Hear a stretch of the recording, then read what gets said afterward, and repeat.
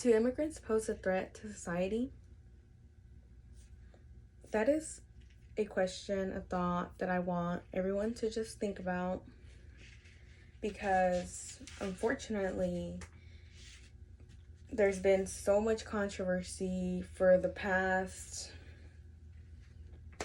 I would say the past for sure, like 20 years, but recently the past 5 years. There was a leader who, he made a bunch of commentary, but unfortunately, none of that never got backed up with the facts, the statistics. So today, I will be informing the audience on immigration and crime in America.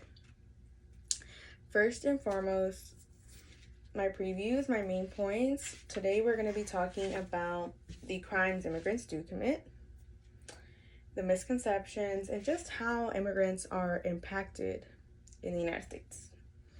So first and foremost, we're going to be talking about the crimes that immigrants do commit, because nobody's perfect, and unfortunately, there are some crimes that are documented pretty heavily.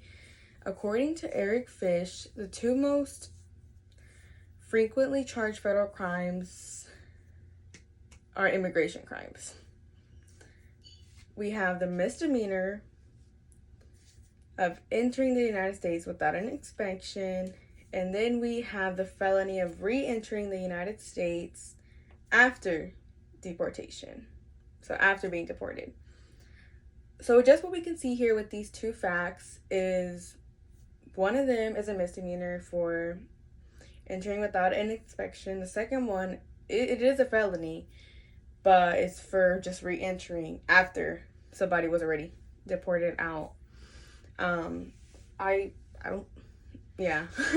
So anyways, Fish also states of the about almost 80,000 felony cases of the federal prosecutors, only 30% were involved with the unlawful re-entry. He also states in the same year, federal prosecutors brought about $80,000 for the unlawful entry. So we have, those are the two highest crimes, right? Okay. Now we're going to talk about the misconception of immigrants. Publisher Felicia Persuade of News America Now asks, who remembers the Trump lie about undocumented immigrants killing more Americans than native-born Americans? A bit controversial, but that was said, right?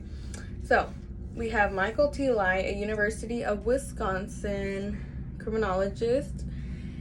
He's found that undocumented immigrants are less than half likely to be arrested for violent crimes or drug offenses than native-born Americans.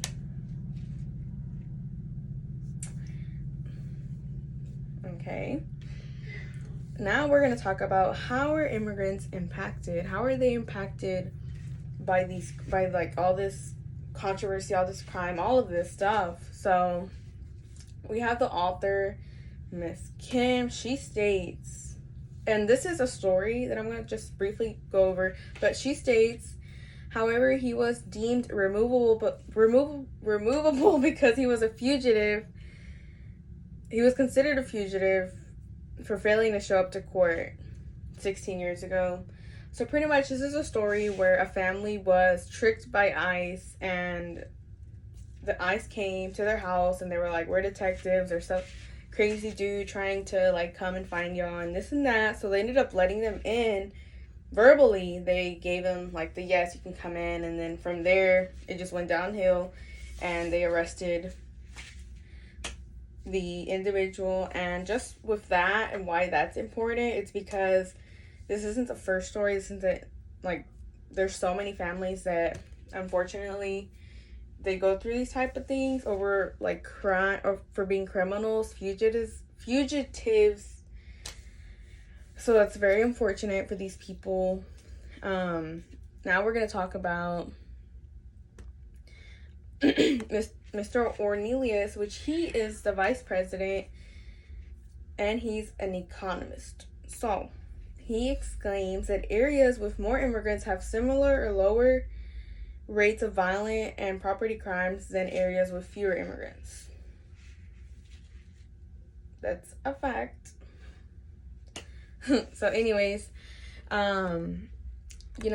unfortunately, many people have already created like many assumptions of immigrants in America, but unfortunately, they don't really even have the facts to back up their claims.